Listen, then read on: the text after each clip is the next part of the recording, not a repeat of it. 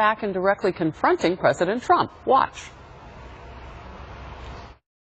I felt like our party could be better, our message could be better, and that we could be better as a country. What we need to do is lay out a plan and a vision that people can believe in, and getting into Twitter fights with the president is not exactly, I think, where we're going to find progress as a nation. News being made at this hour on this. Laura Ingle in New York in our newsroom with more. Laura? Hi, Harris. Well, indeed, a huge night here. Alexandria Ocasio-Cortez, who ran a bare-bones grassroots campaign, spent a lot of time knocking on doors she says have never been knocked on before to speak directly to people in her district and get her message out. And last night, as you saw, voters responded. Ocasio-Cortez has never before held elected office, but has experience in the political field, working as an organizer for Senator Bernie Sanders' 2016 presidential bid, and also worked for the late Senator Ted Kennedy. Surrounded by her supporters is kind of the video of the night. She appeared surprised herself as the numbers came in when she saw her lead over incumbent Representative Joe Crowley. More than 57% of voters chose her over her opponent, who picked up a little over 42% of the vote.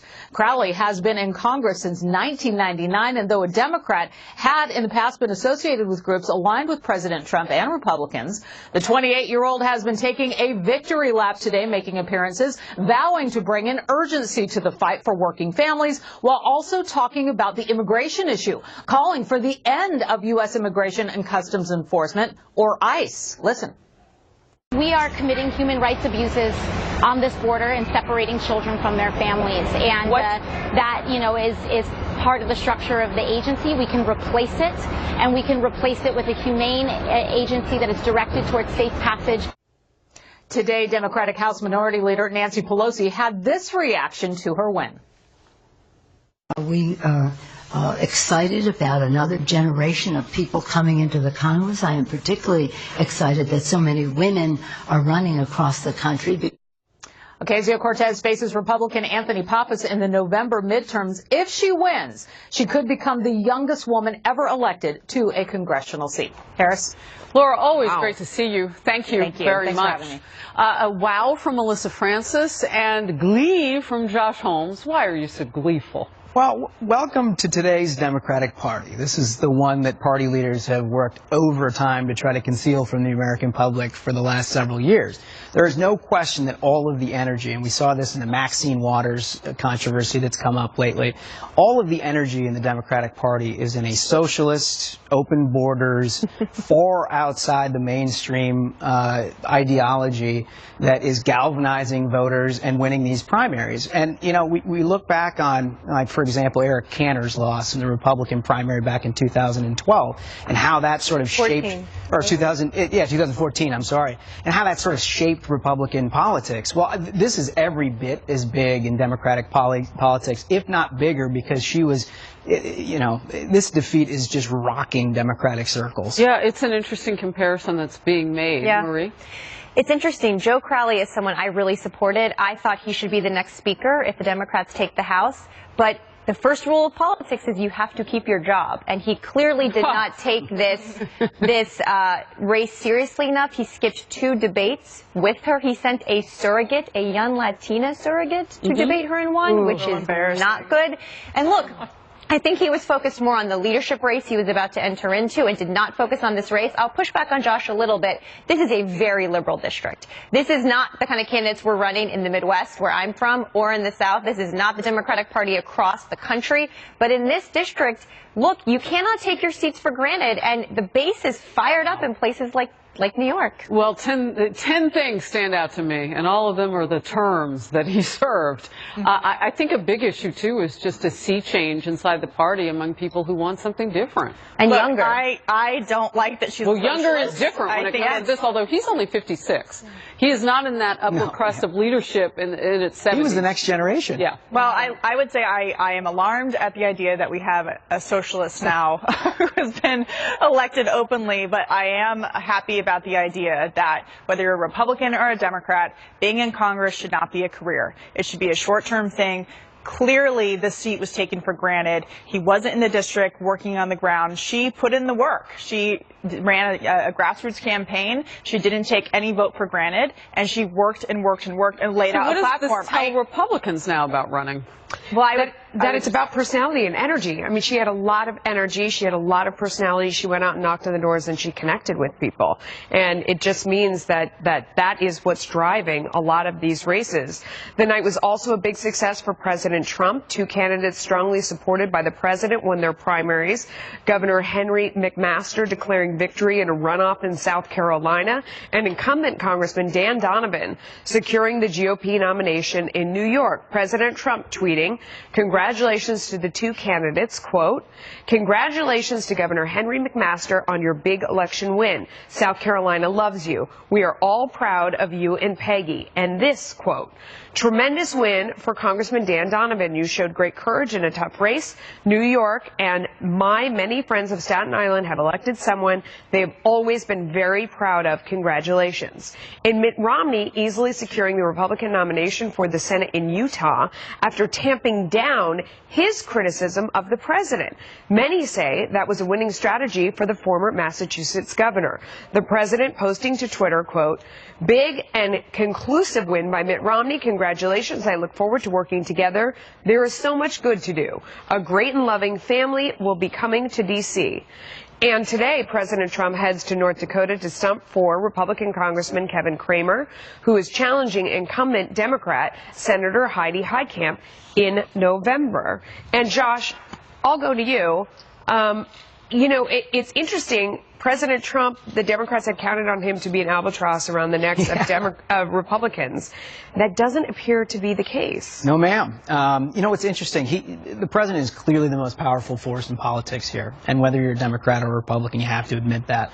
McMaster, for example, when he was in South Carolina the night before the election, clearly he has an impact there. And now traveling to North Dakota, look, his ability to mobilize Republican voters is unparalleled. We've seen previous presidents of both parties able to galvanize some energy. What we have never seen is the sort of polarization that President Trump is able to deliver in terms of vote for his Republican Party. He has almost a 90% approval rating within the Republican Party. Now, if you look at North Dakota, if Republicans vote Republican, you got a new senator there in 2018, and that's what he's trying to accomplish. Katie, the president was trying to make the point that you show up with Air Force One and you campaign for a candidate, and that really makes a big difference for them. Do you think that these races told us that, or his approval rating among Republicans, which Josh mentioned? Well, the president's strategy has always been to encourage people not to take for granted the situation on the ground, and that no seat is necessarily a safe seat, and that they have to work if they're going to turn over a blue Senate seat, especially. He's been hammering Democrats through his Twitter feed, saying we need more Republicans, both in the House and the Senate, to get through his agenda. He's been very clear about saying, come to vote whenever you can. On the campaign trail for his own presidency, he said, I don't care if you're on your deathbed, make sure you come to vote. Right. So this is his own way of really galvanizing voters to get them out to the polls for the people who are running, but not just for them, for his own agenda. And we'll see if it works in a general election, because primaries are one thing in the Republican Party. We will see if the president can translate that into general election wins. Interestingly, Heidi Heitkamp has been willing to work with the president, and the president has actually said nice things about her, which is one of the reasons he's there campaigning for her opponent today, because I think her Republican opponent was like, wait a second, we need you to help the team out here.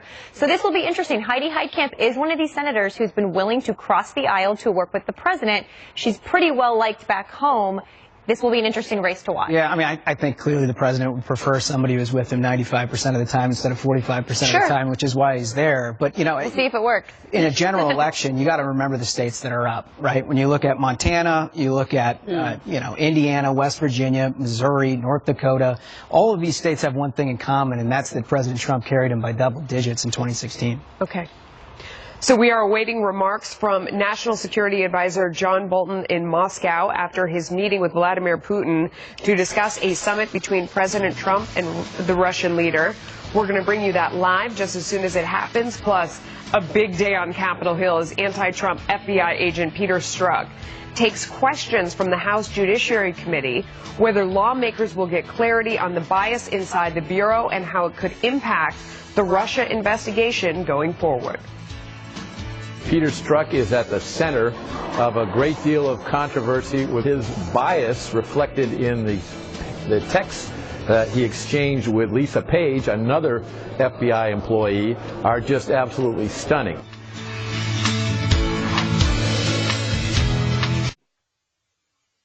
Hi, I'm William Devane. You've heard me talk about how smart it is to buy gold, but you know what else is smart? Silver. There's a growing global demand for silver, so don't miss out. I buy my silver from Roslyn Capital. Buying silver has been an important way to accumulate wealth for thousands of years, and a great way to start investing.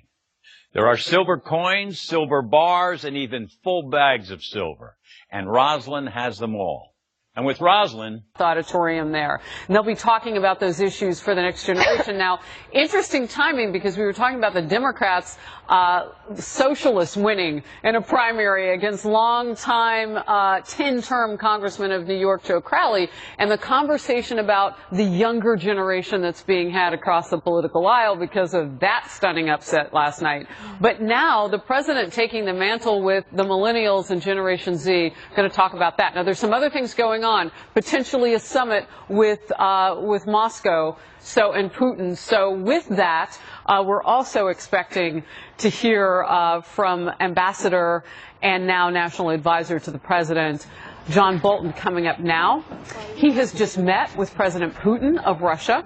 So it's possible that our president will be asked about this. But as we watch this coming into focus here, what they're doing is a news conference with Bolton talking about Putin. Josh? Well, it's an incredibly important dynamic that we're watching here, and I think, you know, me personally, I couldn't be more satisfied with the fact that we've got Bolton over there doing negotiation. He was very critical of Putin. That's right. Very. That's right. And you know, look, for all of the sound and fury of the Russia investigation, we've got the right people doing the right things here, and I have utmost we'll confidence see what he's in doing. Ambassador Bolton, now National Security Advisor Bolton. Yeah. So they've got the next election, right? That's right. No, we'll see what Bolton is doing. It'll be interesting to hear the next what he's bringing the next election right now. First of all, the Russians are trying to interfere in the 2018 election. Bolton's helping. It's all obvious. No. It's not funny that the Russians are still trying to interfere in our elections, guys. It's not like I don't think anybody's laughing with that. It'll be interesting to see what topics Bolton talks about. Does he talk about Ukraine? Does he talk about Syria? Does he talk about other issues like cybersecurity? It will be very interesting what he focuses on in this press conference. I think more important than what he focuses on in this press conference is the fact that they're going to be sitting across the table from somebody who means business. And it's not your fault, it was not you, but the weak-kneed, wimpy administration and people that we sent over there before, whether it was John Kerry or it was Hillary Clinton or it was President Obama himself, that signaled they had nothing to back up any words that they might say, drawing red lines and then letting people walk right over them. We have been walked all over all around the world, and this is a group of people that sit across the table from Putin and his cronies, and they know that we mean business and will follow through. Well, and again, to bring up the point, I mean, Bolton has not been somebody who has been pro-Putin by any stretch of the imagination. So not only are we sitting across the table from people who came to play, they're sitting across the table from people who came to play in Bolton. Yeah, that's what I mean. Nor has anybody been pro-Putin, right? We've lived under this guise that somehow the Trump administration is a mouthpiece for the Putin regime, which is completely ridiculous. Well, the president has called him someone who is strong and had, you know, kind of neutral words about him. Yes. But we also remember the back and forth between Mitt Romney and then candidate Barack Obama. I mean, Romney tried to tell him the importance of Russia. That's exactly right. And Harris. So, real quickly, I'm just going to cut in. Oh, nope. Now we're going to come back out and talk. So we're waiting for this actual news conference to begin before just kind of the back and forth. Go ahead, Josh. Well, there was one interesting news development this week that I don't think received a lot of coverage, and it was the revelation that national security advisors, particularly cybersecurity officials within the Obama administration, were given a stand-down order at one point during, after this entire election thing started. And so once we knew that the Russians were actually trying to infiltrate the elections here in the United States, in aftermath, the Obama administration was trying to say, well, we didn't send a congressional letter. There's lots of people who didn't want us to act. It turns out, what we found out this week, within the Obama administration, they were given direct orders to stand down and not confront Russia with counter cyber attacks. And it's really, I think that deserves more. Let's listen and watch John Bolton, National Security Advisor, live in Russia. Просил меня приехать сюда и договориться о времени проведения личной встречи с президентом. И завтра будет сделано официальное заявление одновременно по московскому и вашингтонскому времени о месте и дне проведения этой встречи. And with any luck, I won't give away either of those pieces of information today, so that the Kremlin and the White House can announce them tomorrow.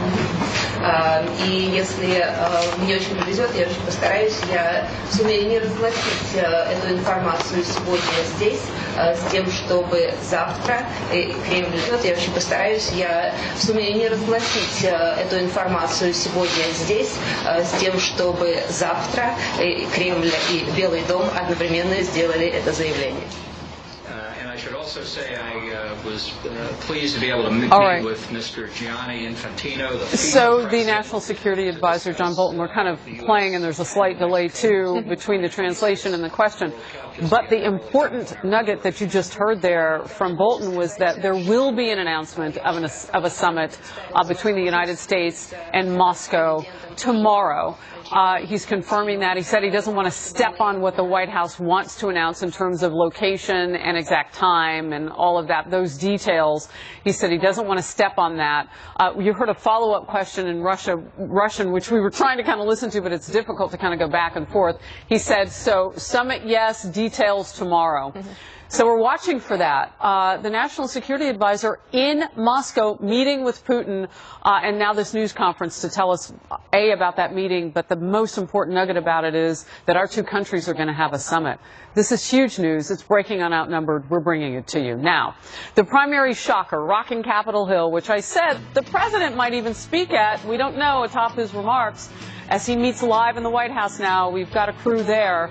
A Democratic heavyweight losing his primary to a 28-year-old political newcomer, a socialist inside that race beating the long-term Democrat.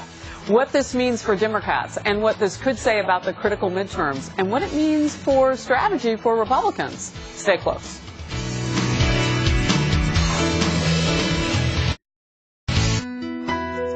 Are you a veteran, own a home, and need cash? You need to know about the New Day 100 Home Loan for Veterans.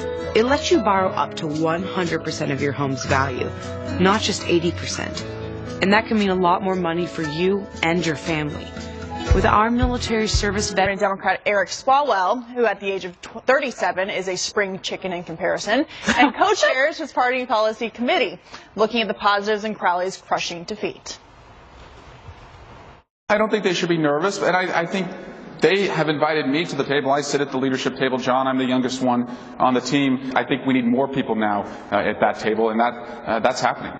In the meantime, political reporting about jockeying as the Dems search for a new caucus chair. Several names bandied about, including Linda Sanchez, current vice chair of the caucus, and the number 5 behind Crowley. Maria, you're pointing to the big screen as we point out those names. So Sherry Bustos is the woman in the middle, I guess, not on the end. She's from a rural district in Illinois. She is fantastic. I think she's an up-and-comer. She's good at working with the moderate wing and the more liberal wing of the party, and she has a really good message about where the party should go. I would also add Seth Moulton from Massachusetts to that list. He's a veteran, a combat veteran. He gets national security issues.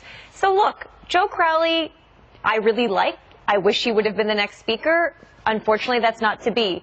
We have younger members of the party already in Congress and running across the country who I think are doing a good job at shaping what's coming next after Pelosi, Hoyer, and Clyburn. Josh, you're dying. Well, that's the key point is after Pelosi. Yeah. Right? Which I'm not sure there's ever going to be an after Pelosi at this point, right? I mean, Which comes first, after McConnell, after Pelosi? Doesn't the president call her a secret weapon? I think, yeah. I mean, I think there's very few people on the face of the planet that have galvanized more Republican energy than Nancy Pelosi has, and what she's presiding over now is basically an ungovernable party. I mean, we're dealing with factions here led by the Maxine Waters voices that are actively confronting and assaulting members of Congress, staff for the Trump administration, cabinet Not members. assaulting. I mean, let's be. Well, I mean, I saw some video of Elaine Chao last night that was pretty close. Secret Service for a White House press secretary. When you have a wife of Mitch McConnell, your old boss, saying, you know, give my husband some space. Why don't you get... When you have a situation where a sitting member of Congress calls to attack... And she shouldn't have. She shouldn't have, right? Harris. She shouldn't. It's mob mentality, whether it actually galvanizes a mob, but it appears that potentially it could. When you have that situation, I think it's fair for Josh to absolutely say what he said. Staffers in our administration also had to have Secret Service protection. This is a far left issue. It's a far right issue. When was the last time that press secretary had... There were staffers in our administration. Not talking about that. I'm talking about the person who is the voice. Yes, and people at her level also had to have every day protection, Harris. It doesn't make it okay. None of it's okay. But I think that what I was saying to Josh is everyone's now talking about Maxine Waters. Also talk about the fact that all of the Democratic leadership came out against what she said, which I also think was important. Where people, staff had protection, you say, and that's not an anomaly, but not because another sitting member of Congress called. Because of threats, because of ongoing. I had death threats mailed to my house, Harris. And what about the people in her constituency, those who don't necessarily agree with her? This rift in the Democratic Party between the establishment, which is Nancy Pelosi, people who have been in Congress for 20, 30 years, and this new up-and-coming faction. And although the district in Queens is very localized, it's very socialist, it's packed full of young people, extremely liberal, socialist, is not representative of the party as a whole. However, she worked for Bernie Sanders, who is mainstream in the Democratic Party now. He's not some outside figure on the fringe of the party. He is a leading voice in the party. He almost won the nomination. And that's why he was, unfairly shut out from that nomination. And I think that there are people on the left who haven't forgotten that they felt like they put their energy behind Bernie Sanders and that he was unfairly hobbled by the Clinton machine. And they still are carrying that over to this day. And that idea that it isn't a fair race within the Democratic Party, that the winners are pre-chosen and that that's not fair. And that's what we saw in this election. I won't sit for leaders that are chosen for me by the party establishment. It was the same thing on the right. I won't sit and swallow leaders who are being force-fed to me by the establishment in either party, and that's a huge change, right, Josh, that we've seen on both sides? Yeah, look, it would be a grave mistake for Democrats to say this is a liberal district, it's a one-off, it's an aberration. What this is a discontent with the leadership of the Democratic Party that stretches far beyond the liberal, far beyond the ideological, into the very grassroots of what makes up the disparate coalitions of the Democratic Party. And I think what we're going to see, mark my words, is an impeachment movement, a abolish ICE movement, a much more radical left wing than we have seen develop at any point in the last probably 2 decades. And it's going to be all out in the open for people to witness, and I don't think that's a great thing for Democratic election prospects. Messy, for sure. Well, that anti-Trump texter on Capitol Hill today facing questions from lawmakers. How will Peter Strzok answer for his texting, saying they would stop Trump from becoming president? And many other questions about bias in the FBI. We'll hash it out. All right, I brought in new Max Protein to give you the protein you need with less of the sugar you don't. I'll take that. 30 grams of protein and 1 gram of sugar. New Ensure Max Protein and 2 great flavors. So-so pizza? Not in this house, because that's no so-so family. To a voluntary appearance after Chairman Bob Goodlatte subpoenaed him last week. Goodlatte weighing in earlier today ahead of the big event. The bias, which was clearly against Donald Trump and for Hillary Clinton, is reflected in the actions that were taken by the FBI in both those investigations. They leaned over backwards to give her special treatment that no other criminal suspect would receive, and in the Trump case they leaned forward to launch an investigation, the roots of which we need to learn a lot more about. And we will hold a public hearing with Mr. Strzok in the very near future. And tomorrow, FBI Director Christopher Wray and Deputy Attorney General Rod Rosenstein are set to testify publicly before the House Judiciary Committee. The two are expected to field questions about the DOJ and FBI's actions in the run-up to the 2016 election and findings in the recently released Inspector General report. Meanwhile, Republican Senator Lindsey Graham writing a letter to Rosenstein demanding more information about the role that Strzok and Lisa Page played in the Russia probe. Here's Graham last night on the story. Well, what we know now is that the person in charge of the Clinton email investigation, Mr. Strzok and Ms. Page, were in the tank for Clinton and hated Trump. Now, did those two people start an investigation against the Trump campaign because they had a political bias, or was it based on legitimate evidence? My question is, what role did they play in the Russia investigation? So, Josh, you are a veteran of the Hill. And a lot of the action on this issue now has moved to Congress. It's closed testimony today. We heard Chairman Goodlatte say that he will be having open testimony soon. What is the role here that Congress should be playing in having hearings? Should they be open? Should some be closed? How does Congress play a helpful and not partisan role? Right. Well, I know the president would prefer if all of these were open. I think most of the American people would too, but there's also a lot of classified information that could come up here, and I think probably safety first is the best way to handle this. I don't object to the fact that this initial testimony has been given behind closed doors, but I do think something significant could come of it. I mean, what we know is that Peter Strzok was incredibly biased about the way that he handled his business. What we don't know is how that influenced everything. Right? How that influenced the Clinton investigation, how that ultimately influenced the Trump investigation in the Russia collusion case. You know, you can see where some of his testimony might be formative into what the ultimate conclusions here of this entire episode will be. Well, Melissa, we've talked a lot about the fact that there's a closed hearing today, and so each side will come out and probably talk about it in very different ways. You've advocated for much more openness on this. Let the American people get answers to these questions, and so eventually is that what's going to have to happen? Well, I did hear one report that there's going to be a transcript from this, and I wonder how much of that we're going to be able to see or how much of it is redacted. You know, we don't want them to disclose sources and methods, but the things that have been shown so far that before they said it was sources and methods has been just an embarrassment. And I think it's been a very frightening time for people in terms of what the FBI and the DOJ is willing to do and our perception of it, and we need the confidence in those organizations restored. I think Peter Strzok, it's interesting, he seems like, I mean, if you looked at him walking in, he looked kind of exhausted. He was trying to smile. It seems like he has a story that he wants to tell, and I, for one, am really interested in hearing it. Well, he has said he wanted to talk. I mean, the situation reached an incendiary There's that video point. right there, by the way, of him going in that I was describing, and you can kind of look and judge for yourself. Yeah, the situation reached a rather incendiary point for him last week, and so he said, yeah, definitely he wanted to be part of this conversation. I think if you take a look at the situation, no matter which political party, if there was one that was leveraging, and I've heard the word weaponize, but definitely leveraging its power against another based on bias or based on just wanting to keep their own jobs, no matter who was in the White House, and keeping certain people in and out of the White House.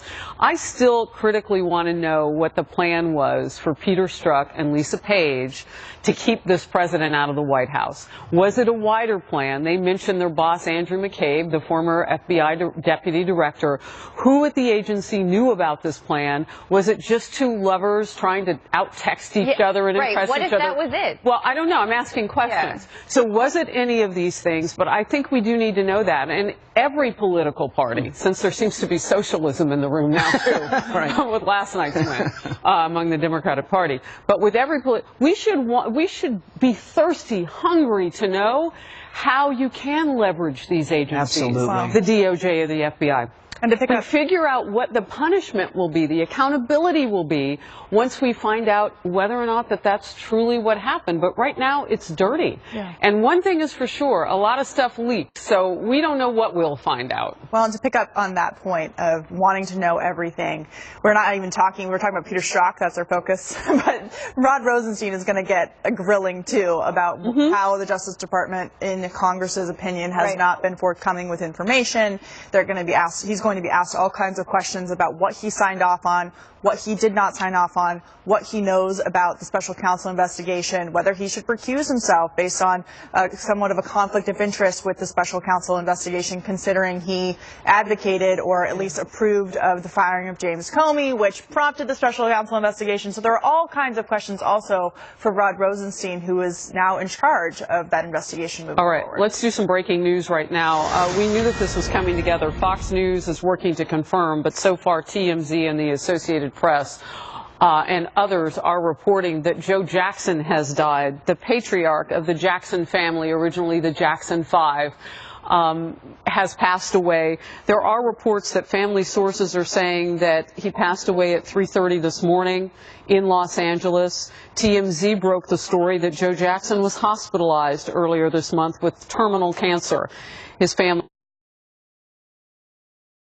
has been flocking to his bedside since. Again, that's TMZ reporting. His wife, Catherine, had been at his bedside, as were some of the children and grandchildren. We knew that he had health problems. He was hospitalized back in 2016 with a high fever, but most recently reports of cancer. And now the man, the father of arguably the most famous group of people in the world is musicians. I mean, you can go musician by musician about who was the biggest star. But Joe Jackson has died, the patriarch of that family. More news as we get it. Outnumbered, you're watching it. We're back in a moment.